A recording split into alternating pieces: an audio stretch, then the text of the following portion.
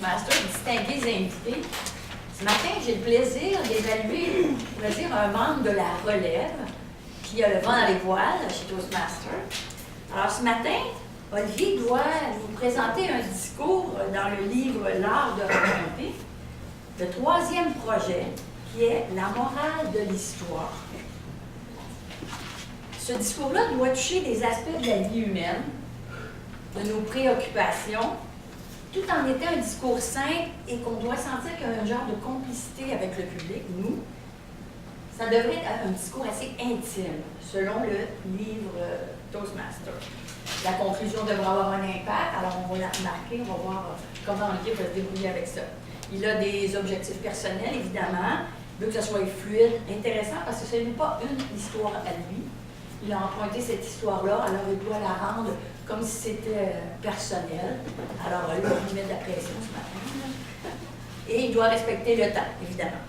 Alors, aidez-moi à accueillir ce matin Olivier dans un discours intitulé « Ne dites jamais la vérité ». Olivier Gingras.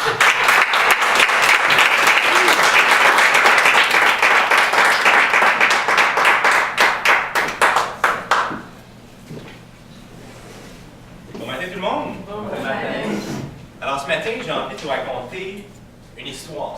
C'est une histoire d'origine juive et, comme toutes les très bonnes histoires, elle date de très, très longtemps. C'est l'histoire de 2 dames. 2 jolies dames, 2 merveilleuses dames, en fait, presque aussi jolies que Mélissa. C'est l'histoire de 2 dames. L'une d'entre elles s'appelait Vérité et la deuxième s'appelait Histoire. Et les 2 dames habitaient dans une maison en périphérie d'un petit village. Et un jour, ils se mettaient en train de parler ensemble, ils discutaient, puis discussion, le ton commence à monter un petit peu, puis il monte encore davantage. Ils n'arrivaient pas à arriver à un consensus. Ils essayaient de trouver laquelle des 2 était la plus belle. Donc l'une disait, c'est moi la plus belle, c'est certain. Et l'autre, pleine d'euphorie, disait, ben voyons, c'est cute, mais c'est clairement moi de nous 2 qui est la plus belle. Et donc, à un moment donné, puisqu'ils n'arrivaient pas à une conclusion qui leur convenait, bien entendu, ils ont décidé de faire un concours. Ils se sont dit, pour déterminer laquelle de nous 2 est la plus belle, on va marcher jusqu'au village, et puis celle de nous 2 qui arrivera à charmer le plus d'habitants, qui sera le plus d'amis, sera nécessairement la gagnante et donc la plus belle. Et donc, Vérité, d'un pas assuré et confiant, se met à marcher vers le village. Elle se promène. Et puis, à la première vue des habitants, sa grande surprise, les gens commencent à rentrer chez eux tout doucement. La voit arriver, puis les gens sur les balcons rentrent, ferment les rideaux. Les marchands commencent à affecter leur truc, puis ils s'en vont tranquillement. C'est un petit peu perplexe, mais ils continuent de se promener, ils continuent d'avancer, puis ben voilà donc. Mais les gens continuent de s'égarer, ils ne viennent pas la voir, ils ne s'approchent pas.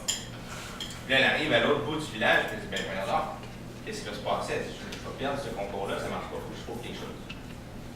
Et donc, Vérité décide de tenter le tout pour le tout. Elle dit, je vais sortir le grand jeu, détache sa robe, la laisse tomber par terre, puis elle se dit, là, c'est certain, c'est moi qui vais gagner, je vais arriver à charmer tous les habitants du village.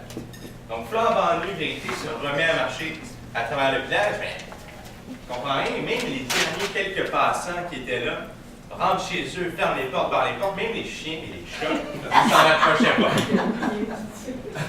Et donc, elle arrive de retour à la maison, puis s'attend à voir évidemment l'histoire qui est encore une fois remplie d'euphorie et qui l'attend. L'histoire, elle dit comment ça s'est passé. Elle dit, je comprends pas, il n'y a pas personne au village, je suis arrivé, puis tous les gens étaient disparus. Ah bon, mais elle dit, je vais essayer. Et donc, l'histoire commence à descendre la route, puis va à son tour se diriger par là-bas. Puis, dès son arrivée au village, tout le monde se met à sortir. Les portes ouvrent, les fenêtres ouvrent, les gens descendent, ils viennent l'accueillir, commencent à parler avec elle, marchent avec elle. Et puis en quelques instants, des dizaines et des douzaines et des centaines de personnes la suivent à travers sa marchée jusqu'à l'autre bout de la rue et jusqu'au retour.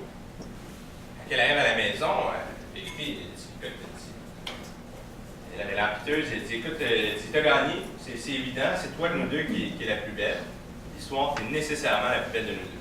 L'histoire, elle regarde, elle dit sur la ligne, elle dit, Vérité, elle dit, peut-être pas que c'est moi qui est la plus belle, mais c'est que les gens n'aiment pas la vérité. Ils aiment encore moins la vérité toute nue. tu veux que les gens entendent ton point, si tu veux passer un message, il est important de l'enrober d'une histoire. Et au moment où elle disait ça, elle a pris sa veste toute colorée, l'a passée par-dessus les épaules de son ami, et puis se sont mis toutes les deux à marcher vers le village, où tous les habitants les attendaient